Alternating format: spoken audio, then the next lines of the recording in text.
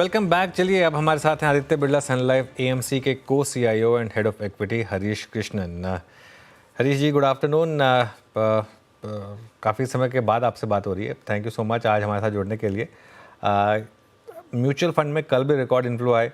आपके पास already I am sure काफ़ी पैसा होगा, लेकिन मार्केट इस समय काफ़ी एलिवेटेड लेवल पर। आप क्या कर रहे हैं एज ए फंड मैनेजर? नमस्कार अनुज जी।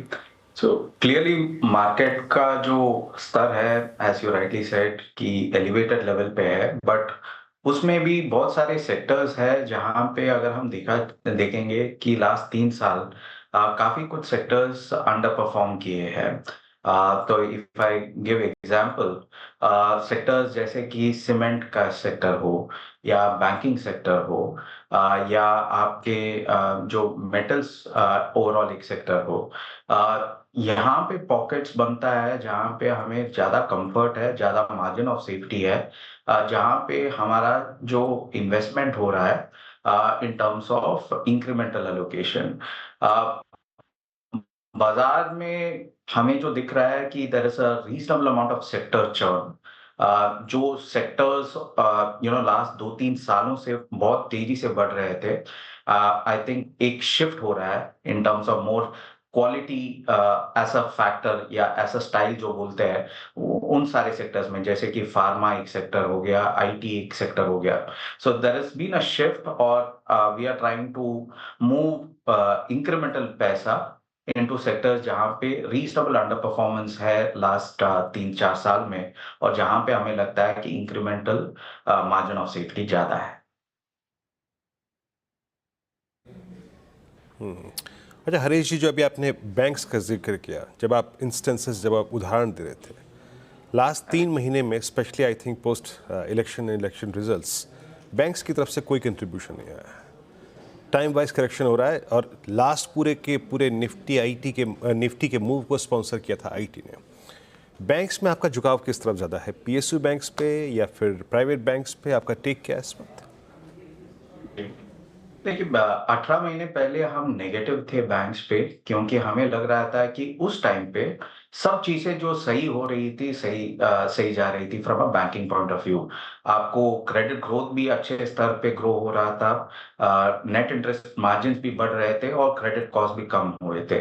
तो तीनों डिमेंशन में आपको टिक मार्क था। तो हमें लगा कि यहाँ से और क्या अच्छा हो सकता है, इसीलिए हम अंडरवेट गए थे बैंक्स पे। अभी क्या है कि over a period of the last 6 months हमें देखने को मिल रहा है कि लिक्विडिटी टाइट हो रही है, डिपॉजिट्स उतने आसानी से नहीं बढ़ रहे। उसके कारण ऑलरेडी नेट इंटरेस्ट मार्जिन्स थोड़े बहुत कंप्रेस हो रहे हैं। On top of that, regulators की बहुत सारे जो नए रेगुलेशंस आ रहे हैं in form of LCR, LDR regulations, उससे मार्जिन्स और कंप्रेस होंगे। क्रेडिट ग्रोथ थोड़ी बहुत कम हुई है। मोर इम्पोर्टेंटली आपका क्रेडिट कॉस्ट जो है, जो एनपीएस है, specially in terms of unsecured assets, थोड़े बहुत बड़े हैं। So we are now coming to a phase जहां पे हमें नॉर्मलाइजेशन फेज जो हम बोलते हैं, वो देखने को मिल रहा है कि जहां पे अर्निंग्स नॉर्मलाइज हो रहे हैं। तो लास्ट 18 महीने में इवन एज बहुत अच्छे बैंक्स रिकॉर्ड प्रॉफिट्स जनरेट कर रहे थे, बहुत सारे अच्छे नंबर्स दे रहे थे, लेकिन stock prices were not reacting. In fact बहुत सारे बैंक्स में हमने डी रेटिंग देखा है।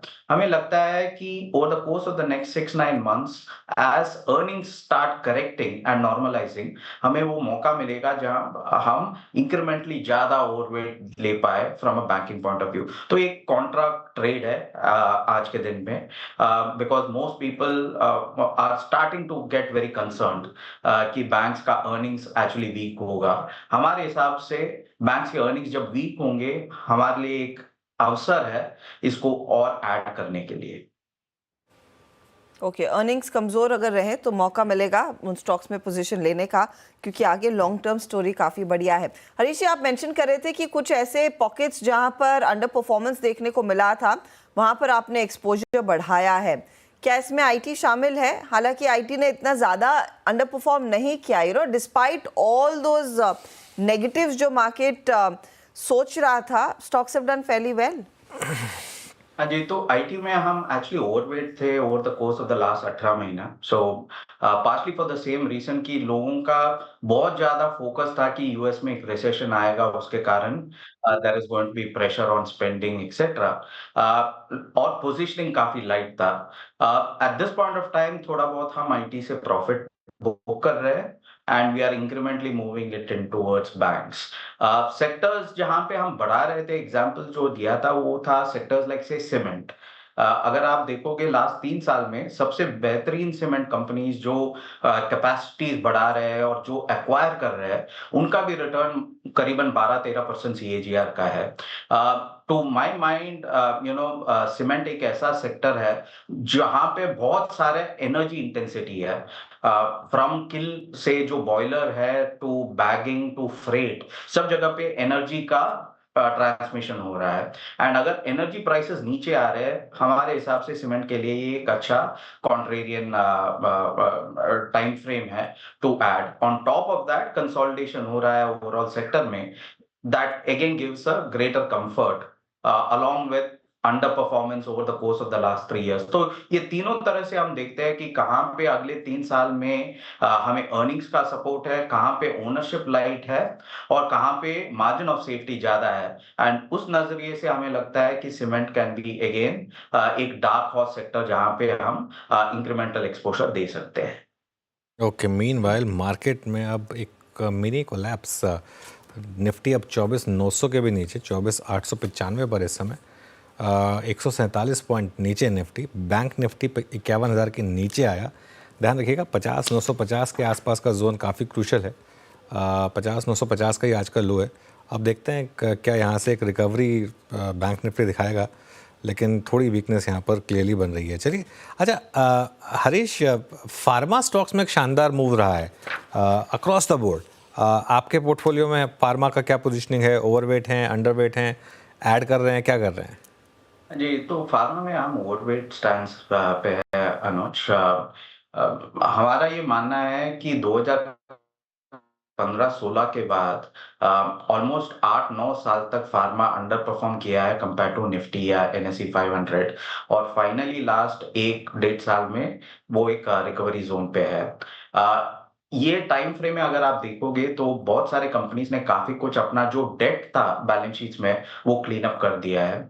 बहुत सारे कंपनीज ने यूएस में बहुत बड़ा प्रेजेंस डाला था in the time frame from 2009 से 2014-15। वो करेक्ट हुआ है in terms of greater focus towards India, emerging markets and rest of the world markets में। तो दैट इज अगेन हमारे हिसाब से प्रूडेंट कैपिटल एलोकेशन। और चौथा, ओवरऑल आपके जो रॉ मटेरियल्स है वो भी नीचे आ रहे हैं। तो I think a combination of all of these हमें लगता है कि it's a good place to be in. And over the course of the last 6-9 months काफी अच्छा किया है फार्मा सेक्टर, बहुत साइलेंटली परफॉर्म किया है without too much getting into the attention कि the best performing sector। So I think हमारे हिसाब से we continue to maintain our overweight stance in pharma from a slightly longer term perspective। अच्छा हरीश जी, इस बार last reported numbers के आधार पर एक दो स्पेस और थे जिन्होंने बहुत स्ट्रॉन्ग मूव दिया। रिटेल को देखिए आप, उसमें ट्रेंड का क्या मूव रहा, शानदार मूव। आप जुबिलेंट फूड्स को देखिए, जोमेटो के नंबर्स काफ़ी प्रभावशाली थे। ये सेगमेंट बहुत कन्विक्शन के साथ हायर लेवल्स पर सस्टेन कर रहा है, इस पर आपका टेक क्या है? ये कंजम्पशन में ब्रॉड पॉकेट्स हमारे पास जो है वो, जैसे कि आपने बताया, रिटेलिंग में थोड़ा एक्सपोजर है। हमारा ज्यादा एक्सपोजर स्पिरिट्स कंपनीज में है या फूड कंपनीज पे है, जहां पे मार्जिन जो है काफी नीचे आ गए थे बिकॉज लास्ट 3 साल में अगर आप देखोगे तो इन्फ्लेशन काफी बढ़ गया था और बहुत सारे स्टेट्स, बिकॉज ये एक रेगुलेटेड एंटिटीज है जहां पे स्टेट प्राइस इंक्रीसेस देते हैं, वो नहीं आया है।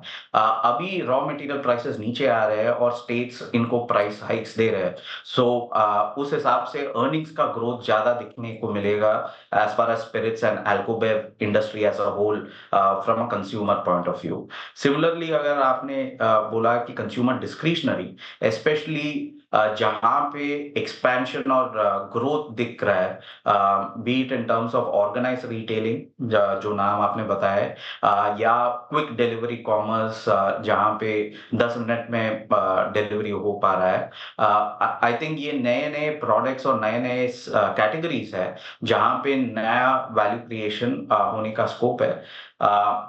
दी ओनली नेगेटिव है कि काफी महंगे भी है, so therefore one has to be a bit more pragmatic in terms of कितना बड़ा allocation होना चाहिए at this point of time, because काफी कुछ प्राइस में है in terms of delivery over the course of the last 18 महीने और so।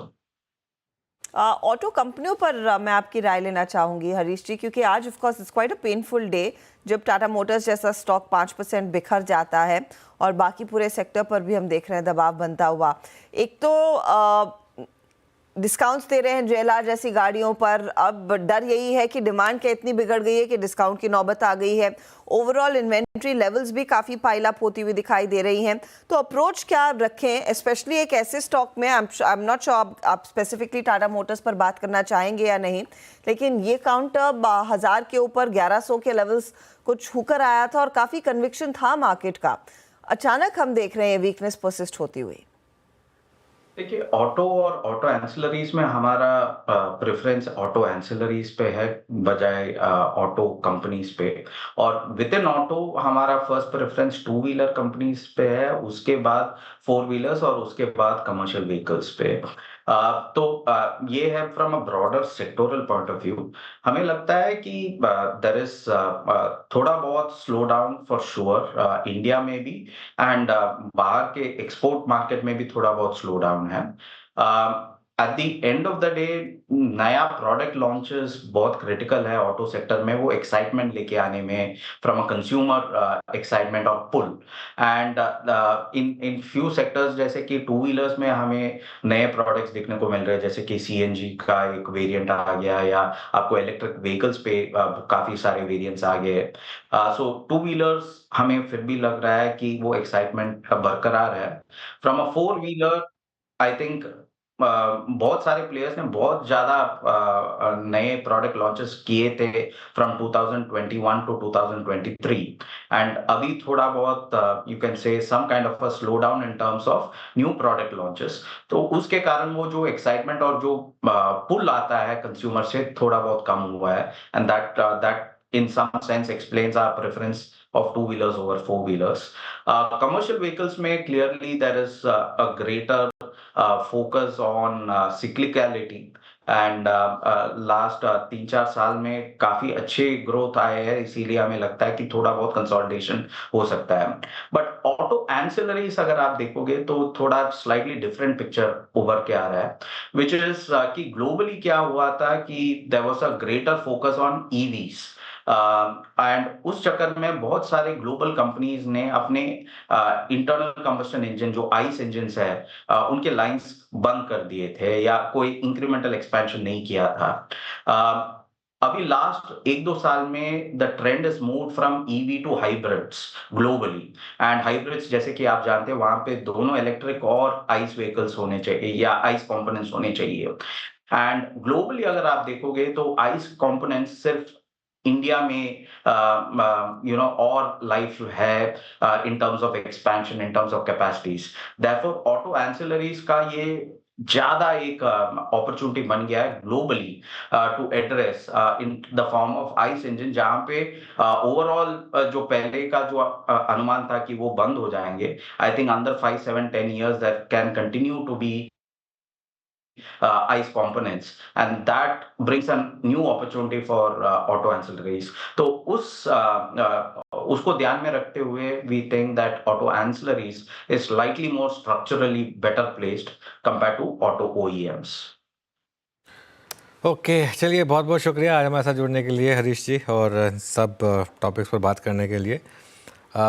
मीनवाइल मार्केट पर आते हैं एक बार, और